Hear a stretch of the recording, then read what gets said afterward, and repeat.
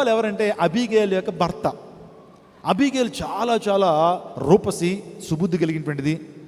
దావీదు వాస్తవానికి దావీదు పరిచారకులు నాబాల్ దగ్గరికి వెళ్ళి, బాబు నాబాలు, మేము మీకు చాలా సహాయం చేస్తున్నాం, నువ్వు ఇంత ధనవంతుడిగా మారేవంటే నీ యొక్క గొర్రెలు, నీ మేకలు, నీ యొక్క పశు సంపద ఈరోజు నీ చేతికి ఉన్నాయంటే మేము ఆ అడవుల్లో, అరణ్యంలో నీ గొర్రెల్ని జంతువులు ఎత్తుకెళ్ళిపోకుండా, దొంగలు ఎత్తుకెళ్ళిపోకుండా రాత్రింబవళ్ళు మేము కాపలా కాస్తున్నామయ్యా. అందుని బట్టి కొంత సహాయం చేయి, నీకు తోచినంతే సహాయం చేయి, మాకు ఒక చిన్న ఫేవర్ చేసి పెట్టానంటే ఈ నాబాలుగాడు ఏమన్నాడు తెలుసండి? దావీదేవుడు ఏమండి, ఎవరినైనా మీ దగ్గరికి వచ్చి మన ముఖ్యమంత్రి గారు చెప్తున్న ముఖ్యమంత్రి ఎవడో నాకు తెలియదు అన్నాడు అనుకోండి, ఎలా ఉంటుంది పరిస్థితి? కొంతమంది చాలామంది నోటు దురుసు ద్వారా మాట్లాడారు, పాపం ఈరోజు జైల్లో ఉన్నారు చాలామంది. ఎవరు అలా మాట్లాడమన్నారు? ఎవరు జైల్లోకి వెళ్ళమన్నారు? ఆలోచన చేయండి. సో ఆ టైంలో గర్విష్ఠులుగా మాట్లాడారు, ఈరోజు నా కటకటాలు ఊసలు లెక్క పెడతా ఉన్నారు. నాబాలు కూడా అలాంటి మూర్ఖుడు. దావీదేవుడు ఎప్పుడు చూడలేదా? దావీదు తెలీదా? దావీదు తెలియనటువంటి వారి ప్రపంచంలో, దావీదు తెలియనటువంటి ఇశ్రాయేలీయుడు, దావీదు తెలియనటువంటి ఇజ్రాయెల్ దేశం ఎవడన్నాడా? 6 మూరల జానుడు గొలియాతును సమరిస్తే మారు మ్రోగిపోయింది. ఎవరి పేరు? దావీదు. ఆ గొలియాతు తలను పట్టుకుని ఆ రాజ్యంలోకి వస్తున్నప్పుడు దావీదుకు 10,000 జయాలు. ఓ దావీదు a great hero, great champion, మన దేశాన్ని పరువు నిలబెట్టాడు. ఈరోజు మనం బతికామంటే దావీదు వల్ల. నేను అందరూ కూడా దావీదు గురించి మాట్లాడుకుంటే నాబాల్ గారికి ఎవరికి తెలియదంట? దావీదు ఎవడు?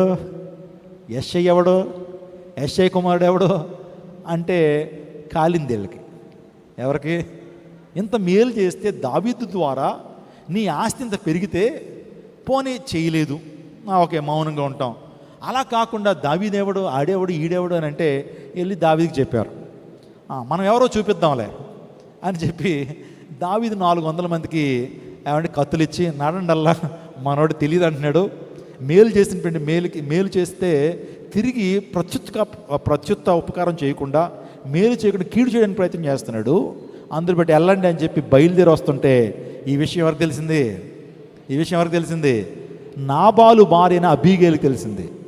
వెంటనే ఆమె చాలా యోగ్యురాలండి, చాలా భయభక్తులు కలిగిన స్త్రీ. ఆమె గురించి దేవుని వాక్యం చెబుతుందంటే ఆమె సుబుద్ధి కలిగింది. స్తోత్రం చెప్పండి. మంచి బుద్ధి కలిగినటువంటిది, రూపసి అని దేవుని వాక్యం సెలవిస్తూ ఉంది. ఆమె సౌందర్యం కలిగినటువంటి స్త్రీ. భర్త మీదకి వస్తున్న ఉగ్రతను కాపాడింది. తన యొక్క సేవకుల మీద వస్తున్న ఉగ్రతను కాపాడింది. ఏం చేసింది తెలుసండి? కొన్ని ఆహార పదార్థాలు ఏం చేసింది? 200 రొట్టెలు తయారు చేసిందట. ఏంటి? 200 రొట్టెలు. ఇంకా చెప్పండి ఆ లిస్ట్ మనం మొదటి సమూయేలు 25 అధ్యాయం మనం చదవండి ఒకసారి. మొదటి సమూయేలు 25 18వ వచనం.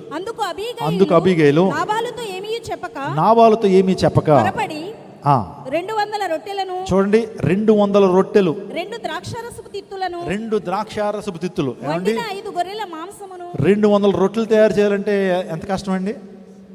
మీరు జొన్న రొట్టెలు ఏమైనా తయారు చేసే అలవాటు ఉందా? జొన్న రొట్టెలు అప్పుడప్పుడు పాస్టర్ గారు నాకు జొన్న రొట్టె చేసి పెడుతుంది. ఒక రొట్టె చేయాలంటే అరగంట పడుతుంది. ఏమండి ఆ జొన్న పిండిని ఏం చేయాలి? చక్కగా అట్టు చేసి దాన్ని కాల్చాలి, అరగంట టైం పడుతుంది. నిజంగా 200 రొట్టెలు తయారు చేయాలంటే ఎంత ప్రయాసపడి ఉంటుందామే కదా. మనం 4-5 అట్లు వేసేటప్పటికి పేనం మీద చేతులు లాగేస్తూ ఉంటే చాలేరా తినచాలే అంటాం. అమ్మ ఇంకా ఇయ్యం మాకు 2 దోశలు వేయంటే చాలే ఎల్లు అని చెప్పి పంపించేస్తూ ఉంటాం. 200 రొట్టెలు ఎవరి కోసం తయారు చేస్తుంది? దావీదు తన అనుచరుల కోసం తయారు చేస్తుంది. ఆ తర్వాత చదవండి. 2 ద్రాక్షారసపు తిత్తులు, వండిన 5 గొర్రెల మాంసమును, వండిన 5 గొర్రెల మాంసం. 5 మానికల. మనం ఒక అరగంట మాంసం వండడానికి మొత్తం ఏమండి ఇల్లు ఒళ్ళంతా కష్టపడిపోతాం. ఇంకా ఎక్కడైనా విసుగుదల మనకి. ఏమండి అరగంట ఏమండి 1/2 కేజీ మాంసం వండటానికి నిజంగా ఆ ఇల్లాలు ఎంత బిల్డప్ ఇస్తారో అసలు దేశ భారం అంతా నేనే మోస్తున్నాను అన్నట్లుగా. మరి ఈమె ఎన్ని గొర్రెల మాంసం తయారు చేసిందట? 5 గొర్రెల మాంసం. 5 గొర్రెలు ఒకటి ఎంత ఉంటాయమ్మా?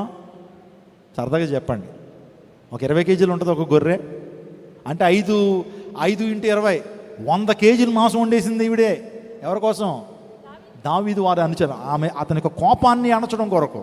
చదవండి తర్వాత.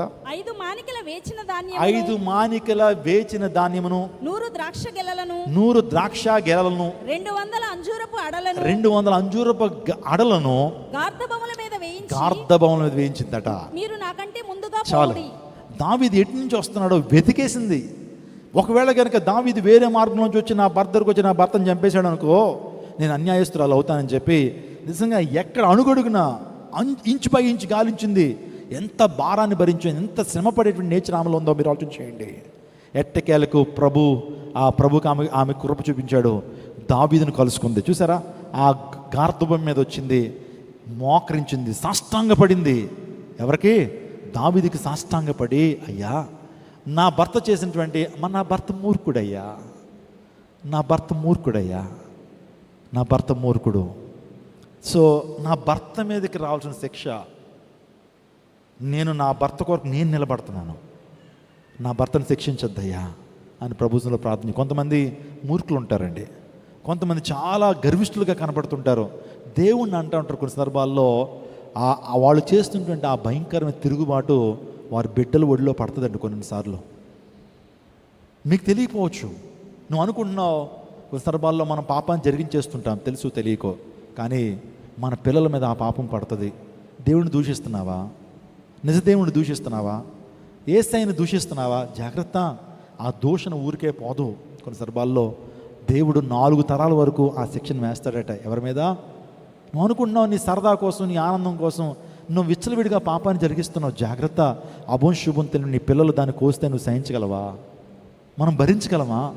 మనం చేసిన తప్పిదం ద్వారా వచ్చిన శాపము మన బిడ్డలు అనుభవిస్తూ ఉంటుంటే దాన్ని భరిస్తూ ఆనందంగా ఉండగలుగుతాం మనం. జాగ్రత్త, జాగ్రత్త. కానీ నువ్వు చేసే మంచి పని, నువ్వు చేసే దైవిక కార్యక్రమం, నువ్వు చేసే పరిచర్య ఎన్ని తరాల వరకు ఉంటుందట? ఏమండి, నువ్వు చేసేటువంటి ఆ యొక్క శాపము, నువ్వు చేసిన పాపం ద్వారా వచ్చే శాపం 4 తరాలే.